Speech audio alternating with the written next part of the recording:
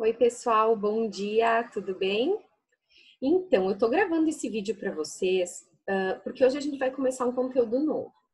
A gente vai sair um pouquinho lá da Europa e vai vir aqui para a América, no Brasil, tá? Então, o que a gente viu até agora? A gente viu lá na França a questão do antigo regime, né? Toda a questão da sociedade, da política, da economia, enfim, como é que funcionava na França. A gente viu também a questão do iluminismo, que são então as ideias novas para a época, né? Toda essa contestação ao absolutismo, ao antigo regime, e também a Revolução Francesa, que foi influência disso tudo. Tá? Muito bem. Além disso, a gente viu lá na Inglaterra a Revolução Industrial e como ela se espalhou pela Europa e mais adiante pelo mundo, certo? Então, é nesse cenário que a gente vem do Brasil, da Europa, aqui para o Brasil. Tá? Então, a gente vai ver como esses acontecimentos europeus influenciaram direto na nossa história. Né? A força que eles tiveram aqui para desencadear várias situações, várias revoltas, como é aquela que a gente vai ver na aula de hoje. Bom, então, para a gente começar, eu estou compartilhando uma tela aqui com vocês, porque eu quero mostrar uma linha do tempo para a gente se situar nessa linha do tempo brasileira, certo? E eu vou começar com uma data de 1500. Só que o Brasil ele não começa em 1500. Né? A gente tem uma história anterior a isso, com mais de 12 mil anos, desde a chegada do ser humano na América, né, até 1500. Então, a caminhada é muito longa. A gente marca o 1500 porque é a chegada dos portugueses aqui. Ah, mas o que a gente tem antes de 1500 no Brasil? Então, olha lá. A gente tem, né, em 1500, o Brasil era habitado por muitas tribos indígenas diferentes, com culturas diferentes, língua diferente, organização de sociedade. Né? Então, a gente às vezes fala de índio e a gente imagina uma coisa, né? Mas são as tribos indígenas extremamente diferentes umas das outras. E nessa época a gente tinha aqui no Brasil em torno de 5 milhões de indígenas. Tá? E eles estavam divididos a partir do tronco linguístico, né? Depois os historiadores, os estudiosos dividiram eles assim. Então, os tupis-guaranis, que pertencem ao tronco linguístico tupi-guarani, viviam no litoral brasileiro. Os macro-gês ou tapuias na região do Planalto Central. Os aruaques ou aruac na Amazônia. E os caraíbas ou caribe também. Tá? Então, a gente tem que ver o Brasil dessa época como organizado com muitas tribos de diferentes e ricas culturas. Tá? Muito bem. Então, lá no dia 22 de abril de 1500, a gente tem a chegada dos portugueses. Né? E a gente já viu isso ano passado, a gente fala da posse do Brasil. Né? Então, eles chegaram aqui para tomar posse do nosso território. E até 1822, os historiadores, né, então, nessa organização, chamam esse período de Brasil colônia. Por quê? Porque durante esse tempo, 322 anos, nós fomos colônia de Portugal. Né? Ou seja, Portugal era a metrópole, nós éramos a colônia. Então, as nossas terras pertenciam a Portugal.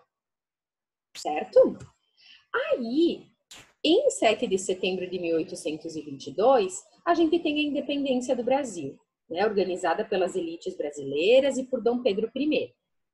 Nesse momento, o Brasil deixa de ser colônia de Portugal. Porém, a gente tem um português governando o Brasil. Olha que estranho, né? Muito bem. Aí, nós temos, de 1822 a 1888, o Brasil Império. Por quê? Porque o Brasil vai ser governado por 2 imperadores. Ou seja, esse governo vai passar de pai para filho. Começa com o Dom Pedro I, tem uma pausa ali no meio, e o Dom Pedro II, certo? E aí sim, só em 15 de novembro de 1889, a gente vai ter a proclamação da República Brasileira, que vai ser feita por um militar.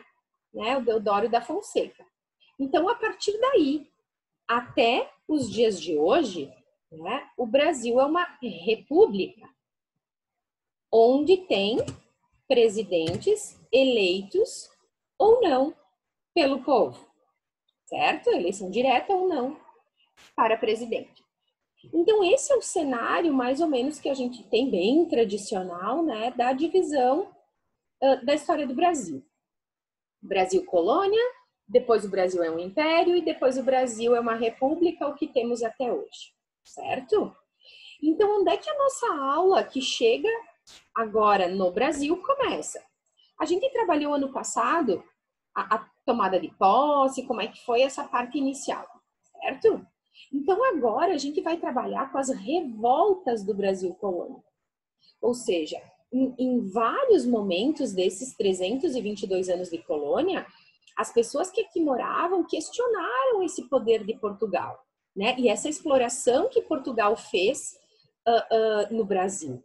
Então, aconteceram várias revoltas. A gente vai trabalhar com duas delas nesse momento de Brasil colônia, tá? Que é a Conjuração Mineira e a Conjuração Baiana. Então, olha só. Dentro, então, desse período do Brasil colônia, quais são as características? O que a gente tem nesses 322 anos? Tá? Nós temos um pacto colonial que era o seguinte: o Brasil só podia fazer comércio com Portugal.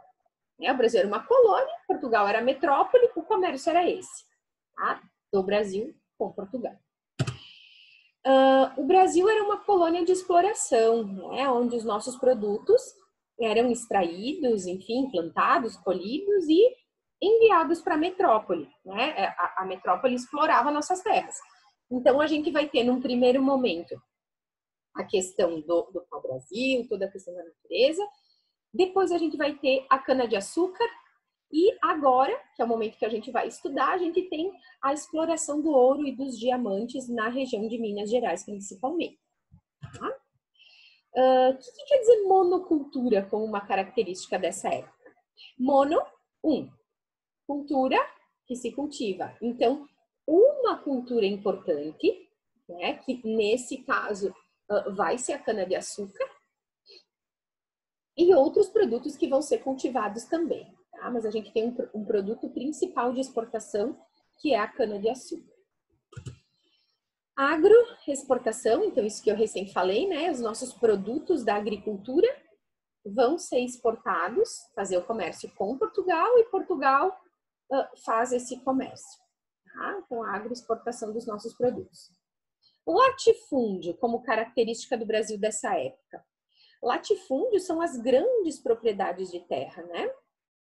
Então, assim, não vai ter o pequeno proprietário de terra, vão ser grandes proprietários de terra, grandes latifúndios, grandes pedaços de terra que vão produzir esses produtos, ou um produto, no caso da cana-de-açúcar, né? Então, essas terras vão pertencer a portugueses, a grandes comerciantes, enfim, pessoas ricas que vão ter essas grandes extensões de terras, tá? E o escravismo, a gente vai ter a questão da mão de obra, né? Nesses 322 anos, mão de obra escrava, tá? Então, esse é o cenário total para a gente começar a entender a Conjuração Mineira de 1789. Estou trazendo aí algumas imagens para vocês. Então, pensando nesse cenário todo que eu comentei, Europa vindo para o Brasil, as características do Brasil colônia, chegamos na Conjuração Mineira. Tá? Bom, a partir daqui, vocês vão pensar, eu vou deixar 2 vídeos lá na aula e vou deixar um esquema ilustrado para vocês fazerem, ou podem fazer ele em forma de pergunta também, não tem problema. Tá? Mas a gente vai ver que a Conjuração Mineira foi uma revolta, né, aqui no Brasil, frente a esse poder dos portugueses aqui, durante o Brasil colônia. Então, vocês vão fazer essas atividades. Na próxima aula, a gente retoma isso com o que vocês compreenderam e tiramos as dúvidas. Certo, gente? Então, tá. Beijo, boa aula. Qualquer coisa eu tô à disposição. É só vocês chamarem, tá? Tchau, tchau.